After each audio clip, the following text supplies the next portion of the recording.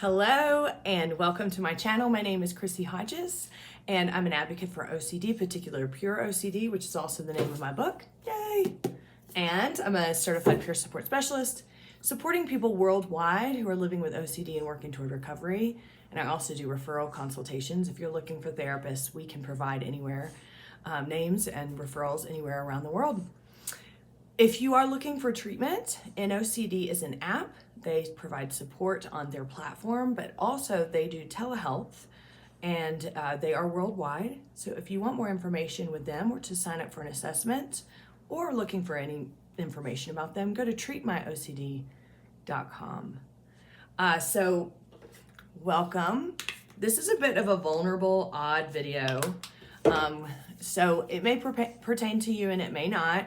I really just wanted to share an experience that I've had recently, see if anyone can relate. If it looks like I got beat up, I did not. I've had an allergic reaction to something, and I have never had this kind of reaction before, and I got a huge sty here, and it basically looks like I got a black eye. So that's a little scary, but I just wanted to let you know that's what it is. So today, I just kind of want to share an experience with you. You may be able to relate, you may not, but I know a lot of people who live with OCD intrusive thoughts, particularly if it's taboo intrusive thoughts, struggle with being happy and being grateful even after treatment. And a lot of that is the shame, the regret, the sadness about the content, about the experience as a whole, which can be traumatic. And sometimes people dive into the thoughts of, well, what kind of person would have those thoughts to begin with? This is super common with OCD. And unfortunately, there's no easy answer or easy fix to make that go away. But one of the things I feel like also people might struggle with, this could have something to do with OCD, but also it could have a lot to do with your childhood, depending where you are at in your exploration of how your childhood has impacted your adult life. This may or may not pertain to you, but I wanted to talk to you about what's happened to me. So I'm in grad school. You may not know that. It's really super fun. I'm just kind of learning what I want to do. Kind of want to go into research. I have a lot of ideas on things I want to find out about our journey. Resilience, empathy, things like that, things that we develop out of OCD, reasons why we develop OCD. Super excited about it. I'm not even halfway through yet. I feel like an imposter. But there was something that happened in one of my classes a couple weeks ago, and in this class I love. It is one of my most favorite classes I've ever taken, ever, in my college career. And it's positive psychology. And no, it's not just stay positive and you get better. When I first started taking the class, I was like, I'm gonna hate this shit, because it's gonna be like, go for a run, get some sunshine. It is not like that. It has been surprisingly life-changing. And so, but we had to do this. Well, we didn't have to. It was you had the option to do something else, but I chose to do this, where you write down 4 things you're grateful for. So a gratitude exercise, right? Well, I hate gratitude. Y'all might be like, you're a bitch. I think it's wonderful for some people. I can't stand it. I just, and I realized why I can't stand it, which is the point of me talking to you about this. It just seems so trite, I guess. It just seems so, okay, I'll write down things I'm grateful for and life will get better. I know that that's not how it works, but my brain has had this block for gratitude for so long, and through this exercise I figured out some of the things why, even though I need to dig a lot deeper in it and do some work on it. And so we had to write 4 separate days we had to write down things we were grateful for, or experiences that had happened. Well, there's a lot of things I'm grateful for, but one of the things I noticed is all of my gratitude was like baseline shit that I'm worried is going to get taken from me. And no, I'm not paranoid. But at the first day, it had been really cold. So my gratitude was, I'm grateful that I have heat. And then I started going down this rabbit hole of how many people don't have heat, and I am lucky, and I should be more grateful, and what if I don't have heat next month when this happens? So, of course I start ruminating all that shit. And so I was like, Chrissy, stop. Okay, I'm grateful for it. And again, it was that I have food in the refrigerator. All of like your Maslow's basic hierarchical, like at the bottom, the farthest thing from self-actualized that there is. But I couldn't get out of that space, and I thought, okay, tomorrow we'll do better. I'll expand my ability to be gracious, or grateful for what I have. It was virtually impossible for me to do it, even though I know I am grateful. I'm extraordinarily grateful for the life that I live, for the ability to do what I do, to connect with you, and to be able to do peer support. And I am so grateful for all of that. But this is where it is. But do I deserve it?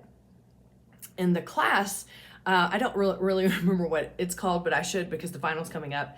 They talk about whether or not we are self-determined, and we have the ability, I think it's causal action theory or something like that, but we have the ability to know that we're self-determined and we can make things happen for ourselves, or if we just adopt this idea that, well, that was just luck, or, well, this just happened. And I realized through this that as much as I want to believe that I have done things in my life to get to the place where I'm at, in this happy place, I love what I do, I love my life where I live, I have such a hard time being grateful in the way of believing I deserve it. Now, when I had to stop and think about that, so again, you might be listening to this and you're like, this doesn't apply to me, and that's fine. But I am going to connect it to OCD. I am going to connect it to my childhood. When I was growing up with OCD, which many of you are going to be able to connect to, hold on a second. When I was growing up with OCD, I had it for 12 years. I had no damn idea what was going on from age 8 to age 20. And so I had this horrible belief that I was inherently bad. And a lot of people with OCD and taboo intrusive thoughts, I don't think of sexual orientation OCD as taboo, but I didn't understand them, and I didn't want them, and they felt foreign to me. It felt like something was happening to me, and the result must have been because I have done something wrong. Right? There's that. I had religious scrupulosity overarching everything that was going on. So to me, as an 8-year-old up until I was 20, I adopted this belief system that I must be doing something wrong, and God is punishing me with these horrible, intrusive thoughts and anxiety of that nature. So there's that. I'm inherently bad. Oh God, there was a third thing. What is it? Oh, and then the third thing is this, and I bet you'll be able to relate to this. I would go for a certain amount of time where it felt like these thoughts and these feelings were non-existent. Like they would go to the back of my brain, and I would think to myself, oh, thank goodness, it's broke. It won't come back.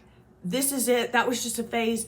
But I was always on edge, right? When is the shoe going to drop? When is it going to come back again? It wasn't like I could relax into a life where I felt like everything is going to be okay.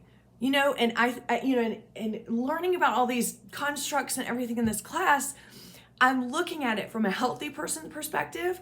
People go through things and they develop, right? And if you have OCD, especially when it comes to intrusive thoughts where you're so lonely, you're so isolated, you're so beat up by the thoughts, and they're so foreign to who you are and your moral compass, when it's super taboo, you sit here and go, if only these things would go away. And then if they do, it ebbs and flows, right?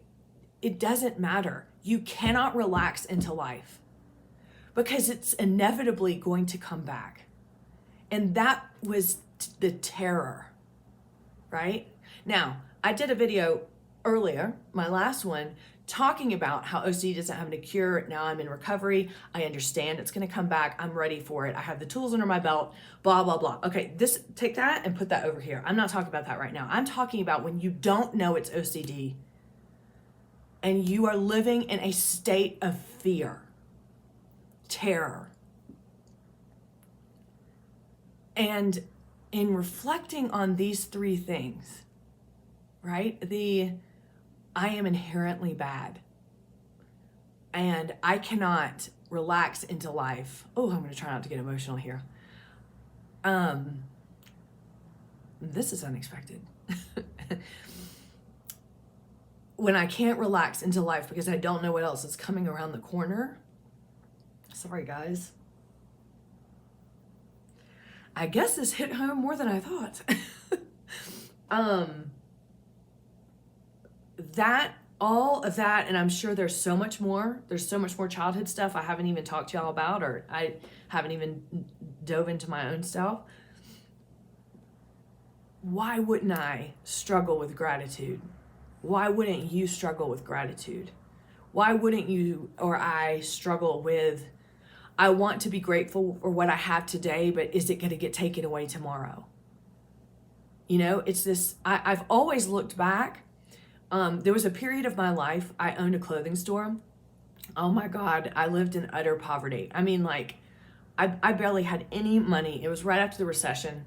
I could barely keep the store going and barely pay my rent. At times I couldn't, right? And it was just an awful time. And I reflect back on it, taught me a lot of great lessons.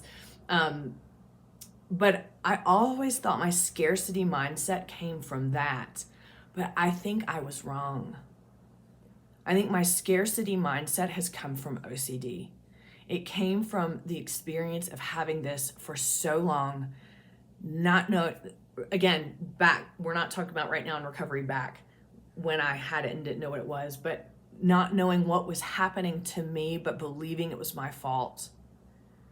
Not knowing when it was going to come back and not knowing if the next time I was going to get through it. As many of you know, I had a suicide attempt.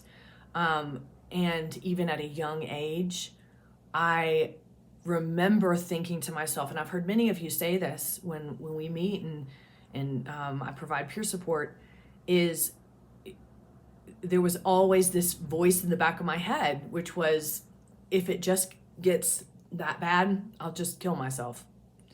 Is that a solution that I wanted? No. Is that a solution most people want with OCD? No. But when you are in that constant suffering and the terror of not knowing when or how long it's going to be when it returns, it feels like this urgency to need to know when you're not going to suffer anymore. So the connection that I have made to that assignment into my experience with OCD not only shows me I still have some trauma work to do with my experience with OCD, but I just wanted to share it with you because you may feel the same way that I do, or you may be carrying some of this stuff around and not know that it's impacting you the way that it is. I certainly have and certainly did. I have a greater understanding now of why I resist gratefulness, why I resist gratitude. I ain't going down that path. I know it works for some people, but I'm not ready for it. And or my mind just doesn't want to go to that particular psychological intervention. But I think it's so important to be able to make that connection. And I wanted to share it with you in a way to say, I get it. And if you can relate to my story, I know you get it too. And this is such a unique issue, isn't it? The things that we go through with OCD are so unique. Even sometimes they're unique in comparison to other mental illnesses because it's ego dystonic. Because we know this shit is nuts and we can't stop it, right? And so the experience that we have is so much different, and it feels like such a betrayal of ourselves. And repairing from that, it's hard. I also want to tell you that it's possible. I mean, this right here, this realization it was painful, but it's one more step of excitement and recovery to be able to make a connection and go, okay, now I see why this is happening, and now what do I need to do about it, and how do I get better and heal from this? So when we talk about recovery, and I'm going to end with this, we talk about recovery, with OCD, we have this tendency to want it to be like, I want to just do the work and be better and we're done, right? Well, when I talk about recovery as being fluid, recovery as being a lifelong process, this is what I'm talking about. I turn 45 next week, right? And I have just learned a huge lesson in my own recovery. It was a bit painful. It might still be a bit painful if I dig more into it, but you know what? It's just one more step of getting to know who I am with this whole experience that I carry on my back sometimes or in my pocket. And in turn, it's going to make me healthier and a better person. So I just wanted to share that with you. I hope that was helpful. You may or may not be able to relate to it, but I know what you can relate to is this: recovery is hard. Having OCD is hard, but we're walking down this path together. And I'm glad that you're here with me today. And I really appreciate you listening to my story. I feel less alone just knowing you're here. And I will see you soon.